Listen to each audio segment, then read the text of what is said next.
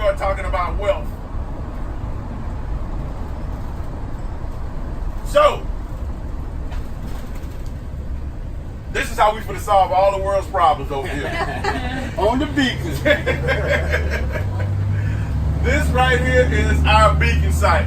Guys, this used to be a chicken plant at one time. And the last thing that it was prior to us doing this was a huge flea market. I mean, big, huge flea market over here. And the land wasn't even for sale. So just to kind of give you the story, so we got a executive board of the Y that said, hey, since Garner Road no longer exists as a Y, we need to put a Y in Southeast Raleigh, brick and mortar. And we said, the executive board said, okay, let's do it. So we started doing the research in the community, real research.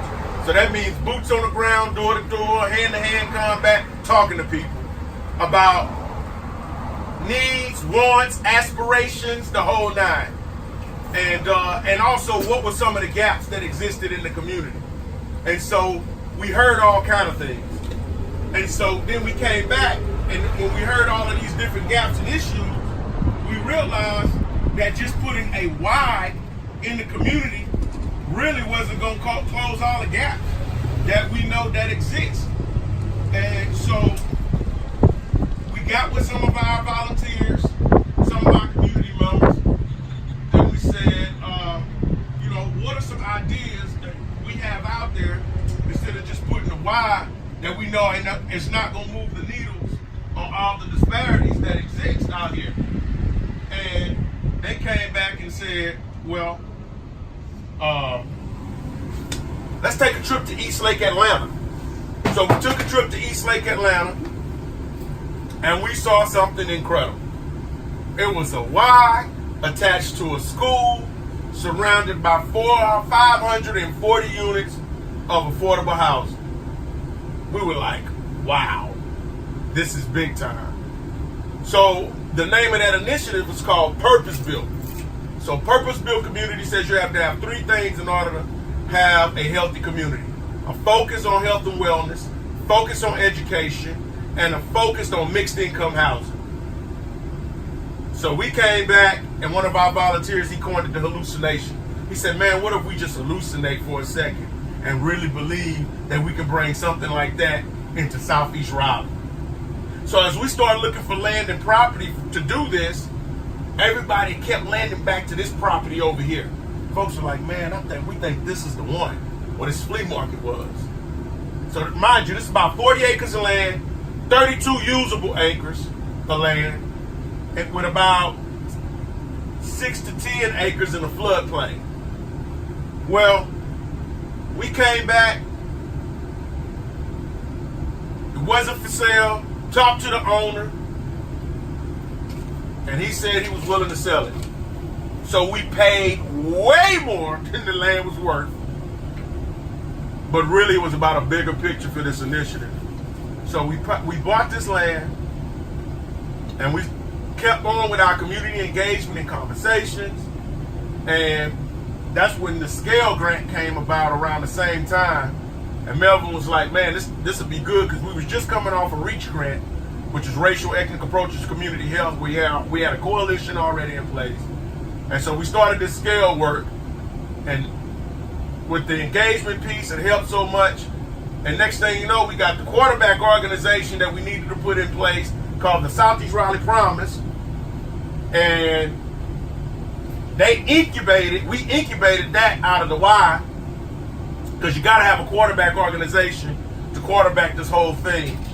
But the Y bought the land, we the landlords, but the Y is going to have a seat at the table like all the other partners. And so we have 5 pillars that we're focused on here. So you heard the 3 I said about Purpose Built. Now we have 2 more that we've added, the promise added: economic opportunity and leadership development. In order to break the cycle of intergenerational poverty, we feel like all 5 of those things needs to be our focus areas. So that health and wellness, the education, the affordable housing piece, economic opportunity, and leadership development are 5 focus areas that we have for here. So what you see to my right, is a YMCA school. A YMCA attached to a school. It is a pool house with a pool. You're talking about this initiative right here is it's incredible, y'all. So this here is what we call a community responsive school. And this school is focused on 6 census tracts in the Southeast Raleigh community over here, which has about 29,000 people in those census tracts. 54% are under the age of 18 and live in poverty.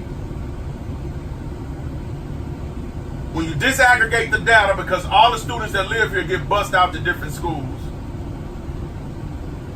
and they go to schools where 80%, they'll say 85% are proficient in reading and math at those schools, particular schools, when you see the data on those websites. But when we had them disaggregate the data of the students who went to those schools but live in this community in these census tracts, only 19% are proficient in reading and math. That's a problem. The life expectancy in this zone is 12 years less than other communities of Wake County. That's a problem. And so you have a Y attached to the school. Back here, if you see that little gravel road going up the little hill where that gate is, we're going to have 120 units of affordable housing over there. 75 seats will be reserved for the students that attend Southeast Raleigh Elementary.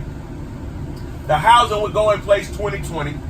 The Y in the school is going to open this August. And this land back over here on the hill, that is future commercial development.